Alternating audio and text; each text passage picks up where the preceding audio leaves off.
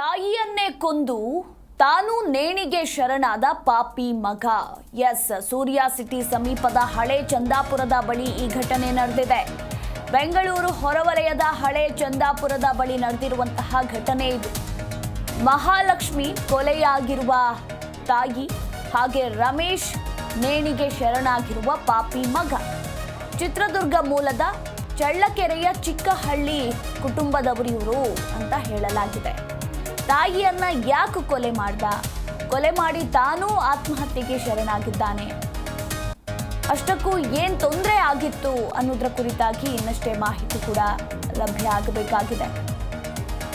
ಇನ್ನು ಇವರು ಕೂಲಿ ಕೆಲಸವನ್ನ ಮಾಡಿಕೊಂಡು ಜೀವನ ಸಾಗಿಸ್ತಾ ಇದ್ರು ಅನ್ನೋದ್ರ ಕುರಿತಾಗಿ ಡೀಟೇಲ್ಸ್ ಕೂಡ ಸಿಕ್ಕಿದೆ. ಹಾಗೆ ಒಂದಷ್ಟು ಮಾಹಿತಿ ಕೂಡ ಇರುವಂಥದ್ದು. ಮಗ ಕುಡಿದು ಬಂದು ಆಗಾಗ್ಗೆ ಗಲಾಟೆ ಕೂಡ ಮಾಡ್ತಾ ಇದ್ದ. ಅದರಂತೆ ನಿನ್ನೆ ರಾತ್ರಿಯೂ ಕೂಡ ಮಗ ಕುಡಿದು ಬಂದಿದ್ದಾನೆ. ಆ ಸಂದರ್ಭದಲ್ಲಿ ತಾಯಿ ಮಹಾಲಕ್ಷ್ಮಿ ಹಾಗೆ ಮಗನ ನಡುವೆ ಗಲಾಟೆ ಜೋರಾಗಿದೆ. ಇನ್ನು ಗಲಾಟೆ ವಿಕೋಪಕ್ಕೆ ತಿರುಗಿ ಕತ್ತು ಹಿಸುಕಿ ಕೊಲೆ ಮಾಡಿದ್ದಾನೆ. ಮೊಬೈಲ್ ಚಾರ್ಜಿಂಗ್ ವೈರ್ನಿಂದ ಕುತ್ತಿಗೆಗೆ ಬಿಗಿದು ಕೊಲೆ ಮಾಡಿದ್ದಾನೆ ಅನ್ನೋದರ ಕುರಿತಾಗಿ ಮಾಹಿತಿ ಇರುವಂಥದ್ದು. ಅದಾದ ಮೇಲೆ ತಾನು ಕೂಡ ನೇಣು ಬಿಗಿದುಕೊಂಡು ಆತ್ಮಹತ್ಯೆಗೆ ಶರಣಾಗಿದ್ದಾನೆ ಆರೋಪಿ. ಇನ್ನು ಸ್ಥಳಕ್ಕೆ ಸೂರ್ಯನಗರ ಪೊಲೀಸರು ಭೇಟಿ ಕೊಟ್ಟು ಪರಿಶೀಲನೆ ಕೂಡ ನಡೆಸಿದ್ದಾರೆ. ಸದ್ಯಕ್ಕೆ ಮೃತದೇಹಗಳನ್ನು ಅತ್ತಿಬೆಲೆ ಆಕ್ಸ್ಫರ್ಡ್ ಆಸ್ಪತ್ರೆಗೆ ರವಾನಿಸಲಾಗಿದೆ.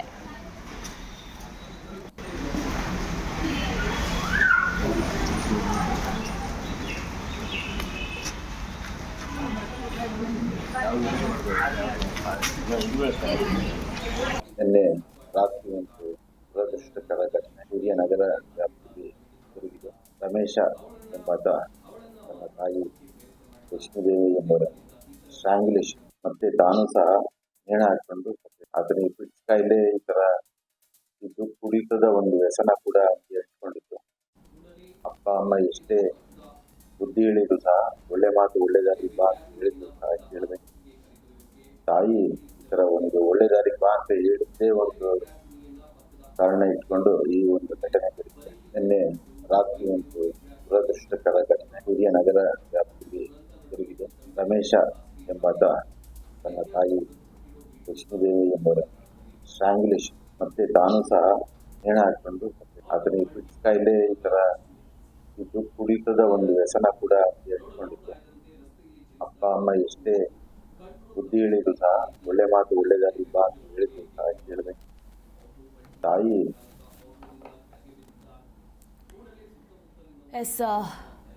ಸೂರ್ಯ ಸಿಟಿ ಸಮೀಪದ ಹಳೆ ಚಂದಾಪುರದ ಬಳಿ ನಡೆದಿರುವಂತಹ ಘಟನೆ ಇದು. ಸದ್ಯಕ್ಕೆ ಸ್ಥಳಕ್ಕೆ ಪೊಲೀಸರು ಭೇಟಿ ಕೊಟ್ಟು ಪರಿಶೀಲನೆ ಕೂಡ ನಡೆಸಿ ಮೃತದೇಹಗಳನ್ನು ಅತ್ತಿಬೆಲೆ ಆಕ್ಸ್ಫರ್ಡ್ ಆಸ್ಪತ್ರೆಗೆ ರವಾನೆ ಕೂಡ ಮಾಡಲಾಗಿದೆ. ಅಂದರೆ ಇಲ್ಲಿ ಮಗ ದಿನನಿತ್ಯ ಕುಡಿದುಕೊಂಡು ಬಂದು ಗಲಾಟೆ ಮಾಡ್ತಾ ಇದ್ದ. ಅದರಂತೆ ನಿನ್ನೆ ಕೂಡ ಕುಡಿದುಕೊಂಡು ಬಂದಿದ್ದಾನೆ. ಆ ಸಂದರ್ಭದಲ್ಲಿ ಇಬ್ಬರ ನಡುವೆ, ತಾಯಿ ಮತ್ತು ಮಗನ ನಡುವೆ ಗಲಾಟೆ ನಡೆದಿದೆ. ಆ ಗಲಾಟೆ ವಿಕೋಪಕ್ಕೆ ತಿರುಗಿ ಮಗ ತಾಯಿಯ ಕತ್ತನ್ನು ಹಿಸುಕಿ ಮೊಬೈಲ್ ಚಾರ್ಜಿಂಗ್ ವೈರ್ನಿಂದ ಕುತ್ತಿಗೆಗೆ ಬಿಗಿದು ಕೊಲೆ ಮಾಡಿದ್ದಾನೆ. ಅದಾದಮೇಲೆ ಯಾವಾಗ ತಾಯಿ ಸಾವನ್ನಪ್ತಾರೋ ಆ ಸಂದರ್ಭದಲ್ಲಿ ಭಯಪಟ್ಟು ಆತ ಕೂಡ ನೇಣನ್ನು ಬಿಗಿದುಕೊಂಡು ಆತ್ಮಹತ್ಯೆಗೆ ಶರಣಾಗಿದ್ದಾನೆ. ಇವರು ಕೂಲಿ ಕೆಲಸ ಮಾಡಿಕೊಂಡು ಜೀವನ ಸಾಗಿಸ್ತಾ ಇದ್ರು ಅನ್ನೋದರ ಕುರಿತಾಗಿ ಮಾಹಿತಿ ಕೂಡ ಇರುವಂಥದ್ದು. ಚಿತ್ರದುರ್ಗ ಮೂಲದ ಚಳ್ಳಕೆರೆಯ ಚಿಕ್ಕಹಳ್ಳಿ ಕುಟುಂಬದವರು ಕಳೆದ ಕೆಲ ವರ್ಷಗಳ ಹಿಂದೆ ಕೆಲಸವನ್ನು ಅರಸಿಕೊಂಡು ಇಲ್ಲಿಗೆ ಬಂದಿರ್ತಾರೆ. ಆದರೆ ಇಂಥದ್ದೊಂದು ದುರ್ಘಟನೆ ನಡೆದು ಹೋಗಿದೆ. ಮನೆಯಲ್ಲಿ ಆ ಸಂದರ್ಭದಲ್ಲಿ ಯಾರೂ ಇರಲಿಲ್ವಾ ಅಂಡ್ ಗಲಾಟೆ ನಡೆದಂತಹ ಸಂದರ್ಭದಲ್ಲಿ ಅಕ್ಕಪಕ್ಕದ ಮನೆಯವರು ಯಾರೂ ಬರಲಿಲ್ವಾ? ಹೀಗೆ ಸಾಕಷ್ಟು ಪ್ರಶ್ನೆಗಳು ಕೂಡ ಮೂಡಿಬರುತ್ತೆ. ಈ ಕುರಿತಾಗಿ ನಮ್ಮ ಪ್ರತಿನಿಧಿ ಮೂರ್ತಿ ಇನ್ನೂ ಹೆಚ್ಚಿನ ಡೀಟೇಲ್ಸನ್ನು ಕೊಡ್ತಾರೆ. ಮೂರ್ತಿ, ತಾಯಿಯನ್ನ ಕೊಂದು ತಾನೂ ಕೂಡ ನೇಣಿಗೆ ಶರಣಾಗಿ ಸಾವನ್ನಪ್ಪಿದ್ದಾನೆ ಇಲ್ಲೊಬ್ಬ ಮಗ.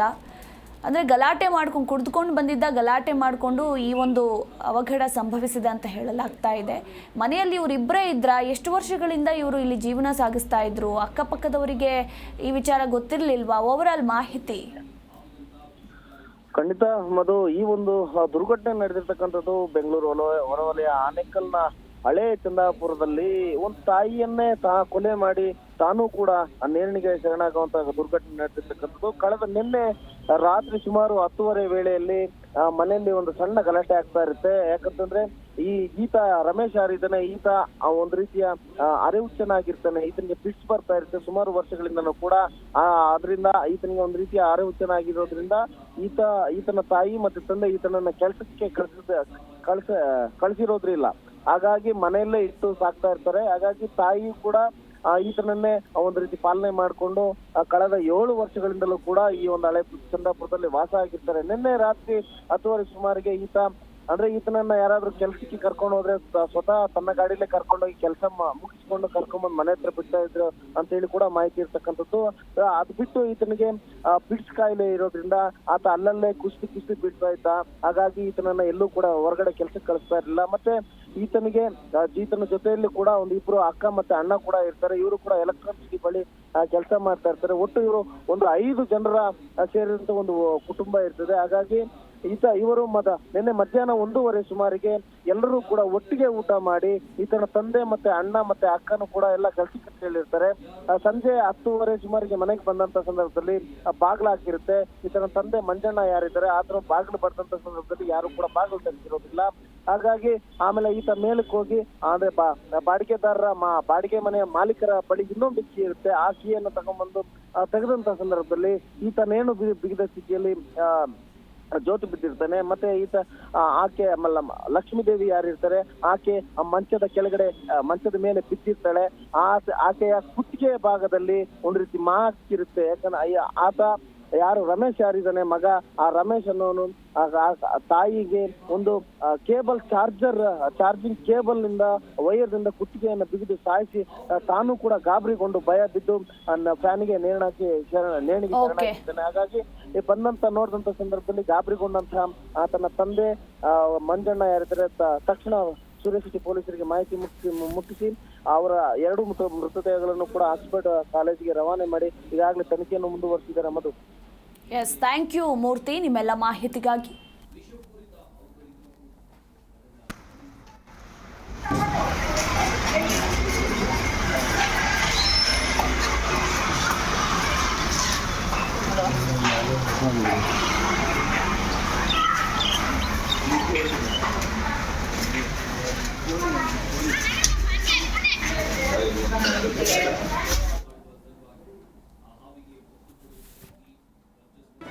ಜಿ ಕನ್ನಡ ನ್ಯೂಸ್ ಈಗ ನಿಮ್ಮ ಮನೆಯಲ್ಲೇ ನೋಡಿ. ಎಲ್ಲ ಕೇಬಲ್ಗಳಲ್ಲಿ ಈಗ ಲಭ್ಯ. ನಿಮ್ಮ ನೆಚ್ಚಿನ ಜಿ ಕನ್ನಡ ನ್ಯೂಸ್ ಈಗ ಸನ್ ಡೈರೆಕ್ಟ್ ನಲ್ಲಿ number 292, Tata play number 1664, Jio TV number 1334, NXT digital number 30, in cable number 30, city networks 51, U digital number 162, GTPL number 17, Rockline telecommunications number 42, Shri Basaveshwara cable number 168, rural cable network 60, Vinayaka digital 57, Abhishek cable 821, city channel 53, Siddeshwara cable network 57, V4 digital Infotech 628, Surya digital networks 53, Gajanan digital number 836, Malnad Infotech private limited number 56, Metrocast number 830, Victory digital number 167ರಲ್ಲಿ ನೋಡಿ ಆನಂದಿಸಿ.